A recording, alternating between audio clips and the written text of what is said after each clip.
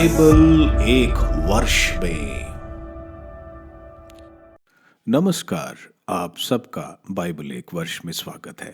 आप सब ने जो कदम उठाया है प्रभु के वचन सुनने के लिए, यह हमारे जीवन के अंधेरों को दूर करेंगे और हमें प्रभु के प्रकाश में चलाएंगे।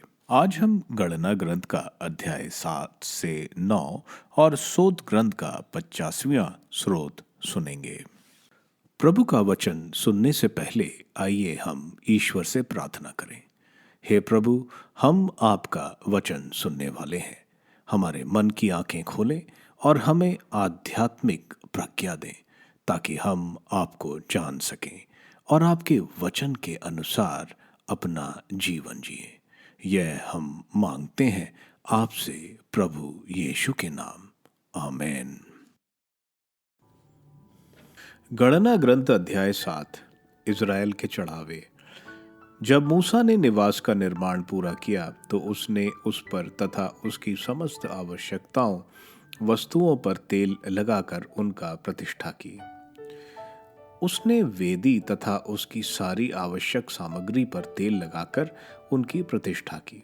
इसके बाद इजरायली नेता विभिन्न घरानों के मुखिया जो नामांकित पुरुषों के प्रधान थे, अपने अपने चढ़ावे देने आए। वे चढ़ावे के रूप में प्रभु के सामने छत वाली 6 गाड़ियां और 12 बैल ले आए, अर्थात 2-2 नेताओं की ओर से 1-1 गाड़ी और एक नेता की ओर से 1-1 बैल। तब प्रभु ने मूसा से कहा, उनसे यह उपहार स्वीकार करो, यह दर्शन कक्ष के काम आएंगे। इन्हें लेवियों को उनके कार्य की आवश्यकता के अनुसार दे दो। इस पर मूसा ने गाड़ियों और बैलों को उनसे ले लिया और उन्हें लेवियों को दे दिया। उसने गेर्शोनियों को उनके कार्य की आवश्यकता के अनुसार 2 गाड़ियां और 4 बैल दिए और मरारियों को 4 गाड़ियां और 8 बैल दिए, उनके उस कार्य की आवश्यकता के अनुसार जिसे वे याजक हारून के पुत्र इतिमार के निर्देशन में करते थे। उसने कहातियों को कुछ नहीं दिया, क्योंकि उनके जिम्मे कंधे पर उठाई जाने वाली पवित्र वस्तुएं थी। जिस दिन वेदी का विलेपन किया गया, उस दिन नेताओं ने उसके प्रतिष्ठान के लिए अपने उपहार चढ़ाए और उन्हें वेदी के सामने रखा। प्रभु ने मूसा से कहा, प्रतिदिन एक ही नेता वेदी के प्रतिष्ठान के लिए अपना चढ़ावा ले आए। पहले दिन यूदा वंश के अमीनादाब के पुत्र नशोन ने अपनी भेंट चढ़ाई। वह भेंट स्वरूप 130 शेकल की चांदी की एक थाली लाया और पवित्र शेकल के तौल के अनुसार 70 शेकल की चांदी का एक पात्र, दोनों अन्न बलि के लिए तेल मिश्रित मैदे से भरे थे। फिर वह लोबान से भरा 10 शेकल का सोने का एक पात्र, होम बलि के लिए एक बछड़ा, एक मेढ़ा और 1 वर्ष का एक मेमना लाया। प्रायश्चित बलि के लिए 1 बकरा तथा शांति बलि के लिए 2 बछड़े, 5 मेढ़े, 5 बकरे और 1-1 वर्ष के 5 मेमने। अमीनादाब के पुत्र नाशोन को भेंट यही थी। दूसरे दिन इसकार के नेता सुआर के पुत्र नतनेल ने भेंट चढ़ाई।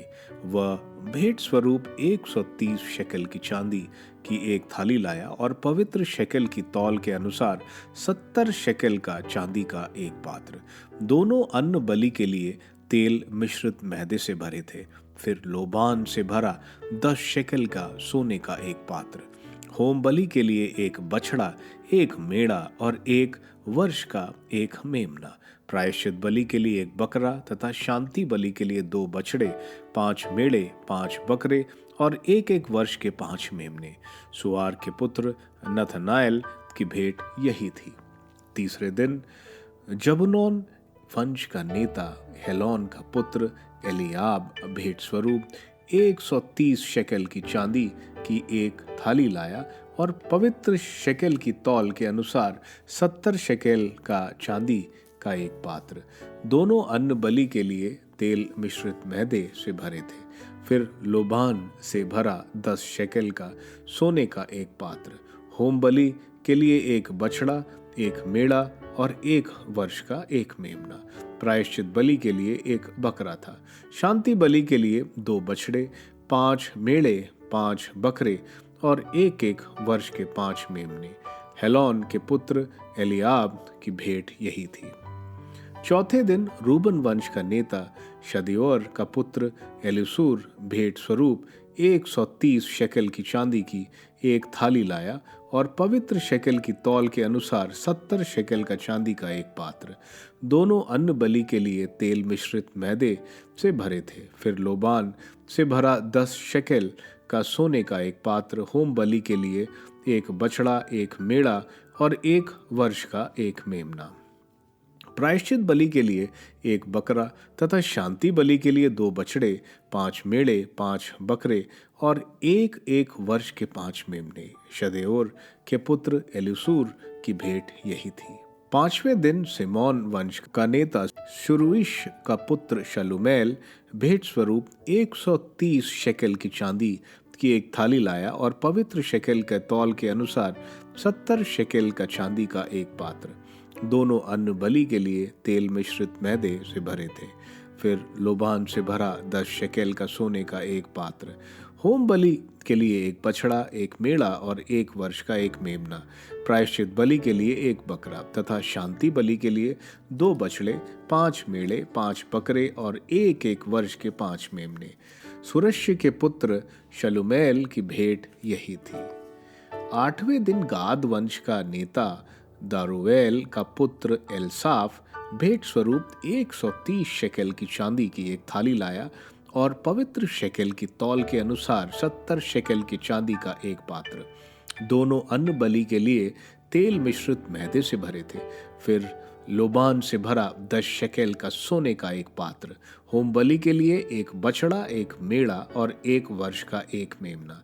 प्रायश्चित बलि के लिए 1 बकरा तथा शांति बलि के लिए 2 बछड़े, 5 मेढ़े, 5 बकरे और 1 वर्ष के 5 मेमने। दरुवेल का पुत्र एलसाफ की भेंट यही थी। 7वें दिन एफ्रम वंश वालों का नेता अमीहूद का पुत्र एलीशामा भेंट स्वरूप 130 शेकेल की चांदी की 1 थाली लाया और पवित्र शेकेल की तौल के अनुसार 70 शेकेल का चांदी का 1 पात्र, दोनों अन्न बलि के लिए तेल मिश्रित मैदे से भरे थे। फिर लोबान से भरा 10 शेकेल का सोने का 1 पात्र, होम बलि के लिए 1 बछड़ा, 1 मेढ़ा और 1 वर्ष का 1 मेमना। प्रायश्चित बलि के लिए 1 बकरा तथा शांति बलि के लिए 2 बछड़े, 5 मेढ़े, 5 बकरे और 1 वर्ष के 5 मेमने। अमीहूद के पुत्र एलीशामा की भेंट यही थी। 8वें दिन मनासे वंश का नेता पदासूर का पुत्र गमीएल भेंट स्वरूप 130 शेकेल की चांदी की 1 थाली लाया और पवित्र शेकेल के तौल के अनुसार 70 शेकेल का चांदी का 1 पात्र, दोनों अन्न बलि के लिए तेल मिश्रित मैदे से भरे थे। फिर लोबान से भरा 10 शेकेल का सोने का 1 पात्र, होम बलि के लिए 1 बछड़ा, 1 मेढ़ा और 1 वर्ष का 1 मेमना। प्रायश्चित बलि के लिए 1 बकरा तथा शांति बलि के लिए 2 बछड़े, 5 मेढ़े, 5 बकरे और 1 वर्ष के 5 मेमने। पदसूर के पुत्र गमीएल की भेंट यही थी। 9वें दिन बेन्यामीन वंश का नेता गिदियोनी का पुत्र अबीदान भेंट स्वरूप 130 शेकेल की चांदी की 1 थाली लाया और पवित्र शेकेल की तौल के अनुसार 70 शेकेल की चांदी का 1 पात्र, दोनों अन्न बलि के तेल मिश्रित मैदे से भरे थे। फिर लोबान से भरा 10 शेकेल का सोने का 1 पात्र, होम बलि के लिए 1 बछड़ा, 1 मेढ़ा और 1 वर्ष का 1 मेमना। प्रायश्चित बलि के लिए 1 बकरा तथा शांति बलि के लिए 2 बछड़े, 5 मेढ़े, 5 बकरे और 1 वर्ष के 5 मेमने। गिदियोनी के पुत्र अबीदान की भेंट यही थी। 10वें दिन दान वंश का नेता अमीशै का पुत्र अहिलेजर भेंट स्वरूप 130 शेकेल की चांदी की 1 थाली लाया और पवित्र शेकेल की तौल के अनुसार 70 शेकेल की चांदी का 1 पात्र, दोनों अन्न बलि के लिए तेल मिश्रित मैदे से भरे थे। फिर लोबान से भरा 10 शेकेल का सोने का वो पात्र, होम बलि के लिए एक बछड़ा, एक मेढ़ा और 1 वर्ष का एक मेमना, प्रायश्चित बलि के लिए एक बकरा तथा शांति बलि के लिए 2 बछड़े, 5 मेढ़े, 5 बकरे और 1 वर्ष के 5 मेमने। अमीशै के पुत्र अहिलेजर के भेंट यही थे। 11वें दिन अशोर वंश का नेता उक्रान का पुत्र पगिएल भेंट स्वरूप 130 शेकेल की चांदी की थाली लाया और पवित्र शेकेल की तौल के अनुसार 70 शेकेल की चांदी का एक पात्र, दोनों अन्न बलि के लिए तेल मिश्रित मैदे से भरे थे। फिर लोबान से भरा 10 शेकेल का सोने का एक पात्र, होम बलि के लिए एक बछड़ा, एक मेढ़ा और 1 वर्ष का एक मेमना, प्रायश्चित बलि के लिए एक बकरा तथा शांति बलि के लिए 2 बछड़े, 5 मेढ़े, 5 बकरे और 1 वर्ष के 5 मेमने। ओकरन के पुत्र पगीएल की भेंट यही थी।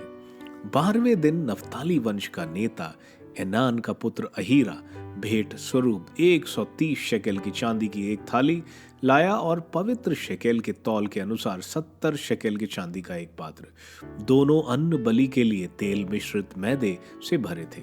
फिर लोबान से भरा 10 शेकेल का सोने का एक पात्र, होम बलि के लिए एक बछड़ा, एक मेढ़ा और 1 वर्ष का एक मेमना, प्रायश्चित बलि के लिए एक बकरा तथा शांति बलि के लिए 2 बछड़े, 5 मेढ़े, 5 बकरे और 1 वर्ष के 5 मेमने। एनान के पुत्र अहीरा की भेंट यही थी। यही वे भेंट थी जिन्हें वेदी का प्रतिष्ठान करने के अवसर पर इज़राइल के नेताओं ने उस दिन चढ़ाया जब उसका विलेपन किया गया था, अर्थात चांदी की 12 थालियां, चांदी के 12 पात्र और सोने के 12 पात्र, प्रत्येक थाली की चांदी की 130 शेकेल और प्रत्येक पात्र चांदी 70 शेकेल थी। पवित्र शेकेल की तौल के अनुसार इन पात्रों की कुल तौल 2400 शेकेल थी। लोबान से भरे सोने के पात्र कुल 12 थे। पवित्र शेकेल की तौल के अनुसार प्रत्येक पात्र की तौल 10 शेकेल थी। इस पात्रों के सोना के कुल तौल 120 शेकेल थी। होम बलि के लिए चढ़ाए हुए पशुओं की संख्या थी 12 बछड़े, 12 मेढ़े, 1 वर्ष के 12 मेमने तथा उसके लिए आवश्यक अन्न बलि और प्रायश्चित बलि के लिए 12 मेढ़े। शांति बलि के लिए कुल पशुओं की संख्या इस प्रकार थी: 24 बछड़े, 60 मेढ़े, 60 बकरे और 1 वर्ष के 60 मेमने। जब विलेपन के बाद वेदी का प्रस्थान किया गया तब यह भेंटें चढ़ाई गईं। प्रभुवाणी। जब जब प्रभु से बातें करने के लिए मूसा दर्शन कक्ष में प्रवेश करता था, तब तक वह अपने को संबोधित करने वाली उसकी वाणी सुनता था। वह वाणी विधान मंजूषा पर लगे छादन फालक के ऊपर से 2 करूबों के बीच से होकर आती थी और उसी तरह उससे बातें करता था। गणना ग्रंथ अध्याय 8। सोने का दीप वृक्ष। प्रभु ने मूसा से कहा, हारून से यह कहो, दीपकों को इस प्रकार जलाओ कि 7 दीपकों का प्रकाश दीप वृक्ष के सामने पड़े। हारून ने वैसा ही किया। प्रभु ने मूसा को जैसा आदेश दिया था उसने दीपकों को जलाकर वैसा ही दीप वृक्ष के सामने की ओर रखा। सोने का दीप वृक्ष पाए से कलियों तक एक ही धातु खंड का बना था। प्रभु ने मूसा को जो नमूना दिखाया था, दीप वृक्ष ठीक वैसा ही बनाया गया था। लेवियों की नियुक्ति। प्रभु ने मूसा से कहा, इज़राइलियों में से लेवियों को अलग कर उनका शुद्धिकरण करो। तुम उनके शुद्धिकरण के लिए यह करो, उन पर शुद्धिकरण का जल छिड़क दो। इसके बाद वह अपने शरीर के सारे बाल मुड़वाएं और अपने कपड़े धोएं। इस प्रकार वह शुद्ध हो जाएंगे।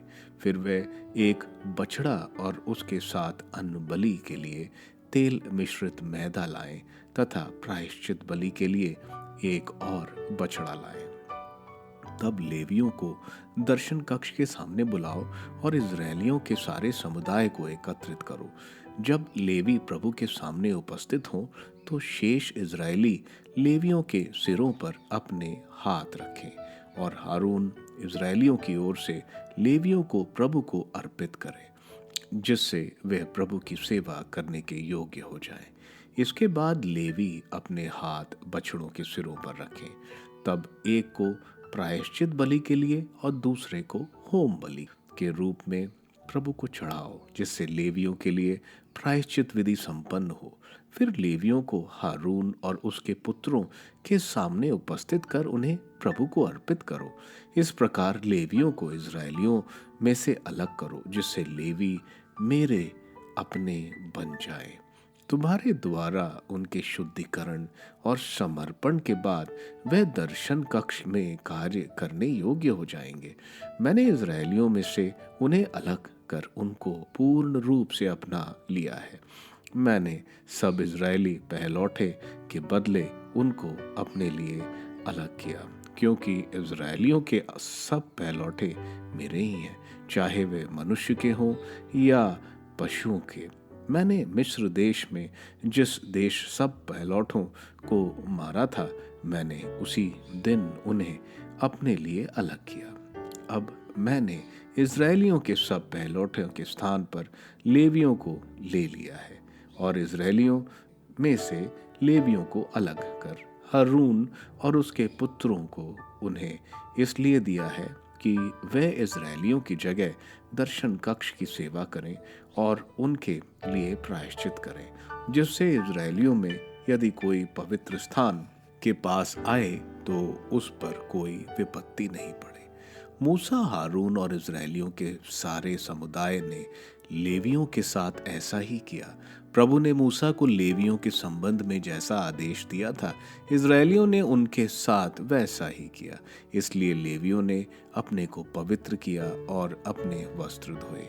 फिर हारून ने उनको प्रभु को अर्पित किया और उनके शुद्धिकरण के लिए प्रायश्चित विधि संपन्न की।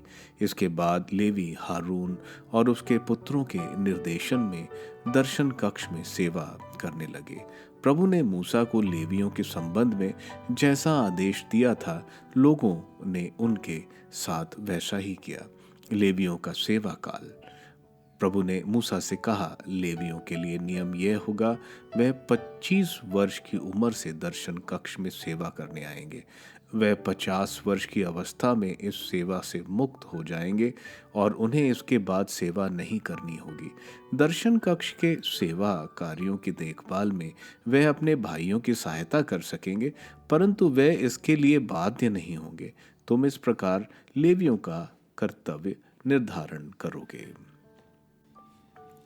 गणना ग्रंथ अध्याय 9। पास्का पर्व। पास्का पर्व का निश्चित तिथि। मिस्र देश से बाहर आने के बाद दूसरे वर्ष के पहले महीने में प्रभु ने सिनाई के उजाड़ खंड में मूसा से कहा, इज़राइली निर्धारित समय पर पास्का पर्व मनाएंगे। इसी महीने के 14वें दिन की शाम को उसे उसके सब नियमों और आदेशों के अनुसार मनाओ। इसलिए मूसा ने इज़राइलियों से पास्का पर्व मनाने को कहा। उन्होंने पहले महीने के 14वें दिन ठीक इसी दिन संध्या समय सिनाई के उजाड़ खंड में पास्का का पर्व मनाया। प्रभु ने मूसा को जैसा आदेश दिया था, इज़राइलियों ने उसे वैसा ही मनाया। लेकिन कुछ लोग ऐसे थे जो किसी मनुष्य के शब्द के स्पर्श से अशुद्ध होने के कारण उसी दिन पास्का का पर्व नहीं मना सके। इसलिए वे उस दिन मूसा और हारून के पास आकर उनसे कहने लगे, हम शव का स्पर्श करने के कारण अशुद्ध हो गए हैं। हमें अन्य इज़राइलियों के साथ निश्चित समय पर प्रभु को बलि चढ़ाने के लिए क्यों रोका जा रहा है? मूसा ने उन्हें उत्तर दिया, ठहरो, मैं पता लगाने जाता हूँ कि तुम्हारे विषय में प्रभु की क्या आज्ञा है। इस पर प्रभु ने मूसा से कहा, इज़राइलियों से कहो, यदि तुम में या तुम्हारे वंशजों में कोई किसी के शव के स्पर्श से अशुद्ध हो जाए या कोई दूर यात्रा पर हो, तो भी उसे प्रभु के लिए पास्का का पर्व मनाना चाहिए। वे उसे दूसरे महीने के 14वें दिन की शाम को मनाए। वे पास्का का मेमना बेखमीर रोटी और कड़वी भाजी के साथ खाएं। वे उसमें से दूसरे दिन के लिए कुछ भी नहीं छोड़े, उसके एक भी हड्डी नहीं तोड़े। वे पास्का का उत्सव सब निर्धारित नियमों के अनुसार मनाए। जो व्यक्ति शुद्ध है और यात्रा नहीं कर रहा है, फिर भी पास्का का पर्व नहीं मनाता है, वह अपने लोगों से बहिष्कृत किया जाए, क्योंकि उसने निर्धारित समय पर बलि नहीं चढ़ाई। उसका पाप उसके सिर पड़ेगा। देश विदेशी सबके लिए समान विधि। यदि तुम्हारे साथ कोई विदेशी प्रवासी हो और वह प्रभु के लिए पास्का का पर्व मनाना चाहे, तो वह पास्का के लिए निर्धारित विधियों और आदेशों के अनुसार उसे मना सकता है। तुम्हारे साथ रहने वाले प्रवासी और स्वदेशी दोनों के लिए एक ही विधि होगी। विराम और प्रस्थान का संकेत चिन्ह बादल। जिस दिन निवास का शिविर लगाया गया था, उस दिन बादल ने निवास को विधान पात्र के तंबू को ढक लिया था। वह निवास के ऊपर शाम से सवेरे तक अग्नि ज्वाला की तरह छाया रहा। ऐसा बराबर होता रहा। बादल दिन में उसे ढके रहता था और रात को उसके ऊपर अग्नि जैसा दिखाई देता था। जब बादल शिविर से हट जाता था, इजरायली प्रस्थान करते थे, और जहां बादल ठहर जाता था, वहां इजरायली अपना पड़ाव डाल दिया करते थे। प्रभु की आज्ञा पाकर इजरायली प्रस्थान किया करते थे और प्रभु की आज्ञा के अनुसार वे पड़ाव डाला करते थे। जब तक बादल निवास के ऊपर ठहरा रहता था, वे जहां थे वहीं रह जाते थे। जब बादल निवास के ऊपर बहुत दिनों तक ठहरा रहता, तब इजरायली प्रभु की आज्ञा मानकर प्रस्थान नहीं करते। कभी कभी बादल थोड़े ही दिन निवास पर ठहरता था। इजरायली प्रभु की आज्ञा मानकर पड़ाव डालते और फिर प्रभु की आज्ञा पाने के बाद प्रस्थान करते थे। ऐसा भी होता कि बादल शाम से सुबह तक रहता, तब इजरायली सवेरे जब बादल उठता प्रस्थान करते। जब बादल एक दिन और रात के बाद उठता, तो इजरायली प्रस्थान करते। अथवा कभी ऐसा होता कि बादल 2 दिन या एक महीना या इससे भी अधिक ठहरा रहता, तो इजरायली तब तक अपने शिविर में रहते और प्रस्थान नहीं करते जब तक बादल निवास के ऊपर ठहरता था। वे तभी प्रस्थान करते जब बादल उठता था। इस प्रकार वे प्रभु की आज्ञा के अनुसार पड़ाव डालते और प्रभु की आज्ञा के अनुसार प्रस्थान करते रहे। प्रभु मूसा द्वारा जैसी आज्ञा देता था, ठीक वैसे ही प्रभु की आज्ञा के अनुसार ही वे करते थे। स्रोत ग्रंथ स्रोत 85। शांति और न्याय के लिए संगीत निर्देशक के लिए कोरा के पुत्रों का एक स्रोत। प्रभु, तूने अपने देश पर कृपा दृष्टि की। तूने याकूब को निर्वासन से वापस बुलाया। तूने अपनी प्रजा के अपराध क्षमा किए। तूने उसके सभी पापों को ढक दिया। तेरा रोष शांत हो गया, तेरी क्रोधाग्नि बुझ गई। हमारे मुक्तिदाता प्रभु, हमारा उद्धार कर, हम पर से अपना क्रोध दूर कर। क्या तू सदा हमसे अप्रसन्न रहेगा? क्या तू पीढ़ी दर पीढ़ी अपना क्रोध बनाए रखेगा? क्या तू लौटकर हमें नवजीवन नहीं प्रदान करेगा, जिससे तेरी प्रजा तुझ में आनंद मनाए? प्रभु, हम पर दया दृष्टि कर, हमें मुक्ति प्रदान कर। प्रभु ईश्वर जो कहता है, मैं वह सुनना चाहता हूँ। वह अपनी प्रजा को, अपने भक्तों को शांति का संदेश सुनाता है, जिससे वे फिर कभी पाप नहीं करें। उसके श्रद्धालु भक्तों के लिए मुक्ति निकट है। उसकी महिमा हमारे देश में निवास करेगी। दया और सच्चाई, न्याय और शांति, ये एक दूसरे से मिल गए। सच्चाई पृथ्वी पर पनपने लगी। न्याय स्वर्ग से दया दृष्टि करता है। प्रभु हमें सुख शांति देता है और पृथ्वी अपनी फसल उत्पन्न करती है। न्याय प्रभु के आगे आगे चलता है और शांति उसका अनुगमन करती है। गणना ग्रंथ का अध्याय 7 बाइबल का दूसरा सबसे लंबा अध्याय है। सबसे लंबा स्रोत ग्रंथ का 119वां स्रोत है। अध्याय 6 में ईश्वर से आशीर्वाद मिला। अब 12 विभिन्न घराने के मुख्य चढ़ावा देते हैं।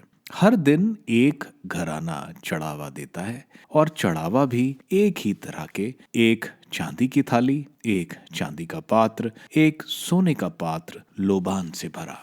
इसके अलावा बलि के लिए मेढ़े, बछड़े और बकरे। सबसे पहले यूदा के घराने ने चढ़ावा दिया और 12वें दिन आखिर में नफ्ताली के घराने ने चढ़ावा दिया। जिस क्रम से घरानों ने चढ़ावा दिया उसी क्रम से वह सनाई पर्वत से कादेश बर्निया की तरफ कूच करेंगे।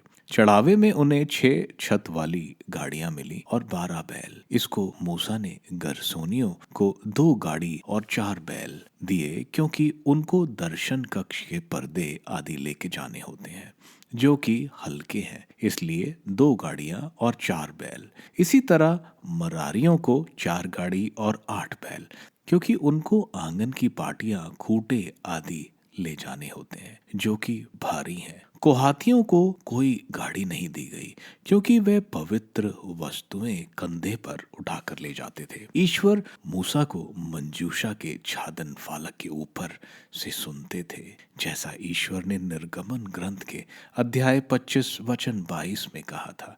छादन फालक को हम मर्सी सीट भी बोलते हैं।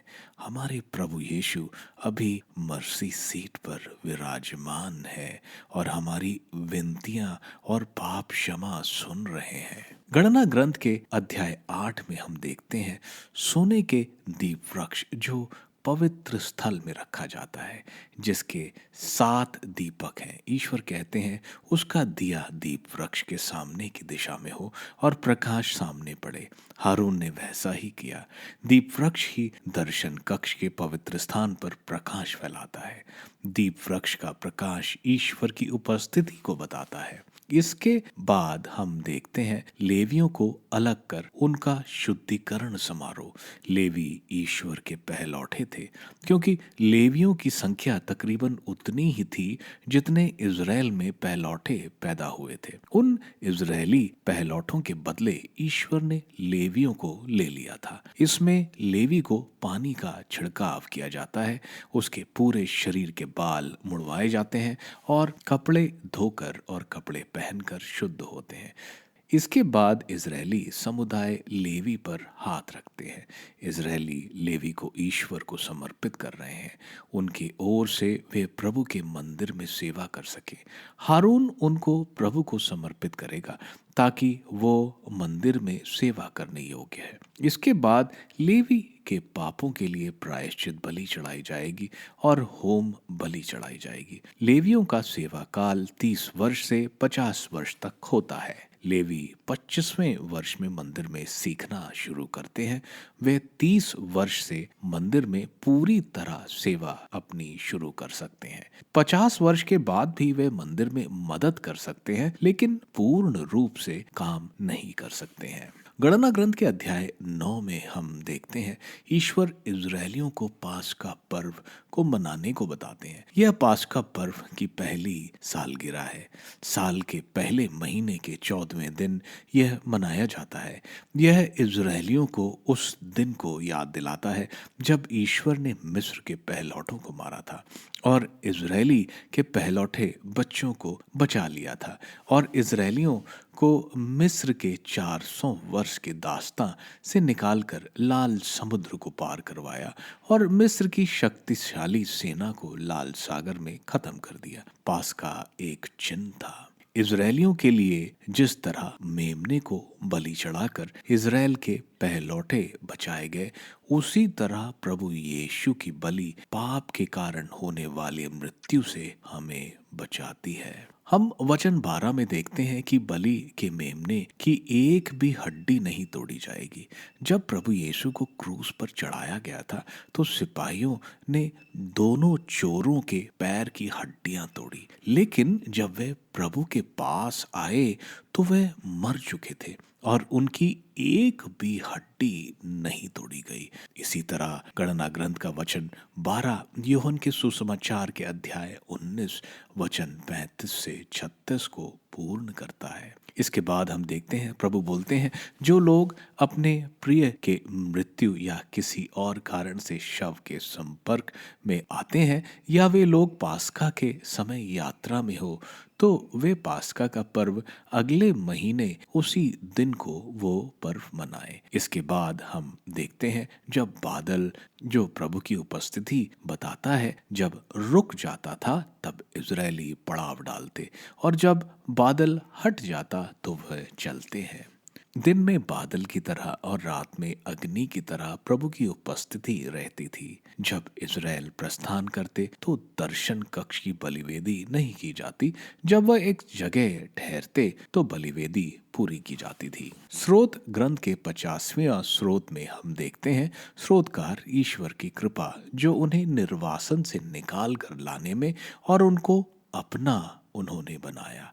उसी तरह स्रोतकार ईश्वर से याचना कर रहा है, प्रभु को दया, दृष्टि, मुक्ति प्रदान करने को कह रहा है, क्योंकि प्रभु ही नव जीवन प्रदान कर सकते हैं। स्रोतकार को पूरा विश्वास है प्रभु हमें सुख शांति देंगे और न्याय और शांति हमेशा बनी रहेगी। आप सबको धन्यवाद ईश्वर के वचन सुनने के लिए। मैं आपसे विनती करता हूं कि आप बाइबल एक वर्ष में को दूसरों के साथ शेयर करें, क्योंकि प्रभु का वचन स्वयं प्रभु यीशु है। प्रभु को दूसरों को देने वालों को प्रभु की आशीष जरूर मिलेगी। मैं आप सबका बड़ी बेसब्री से कल इंतजार करूंगा। धन्यवाद।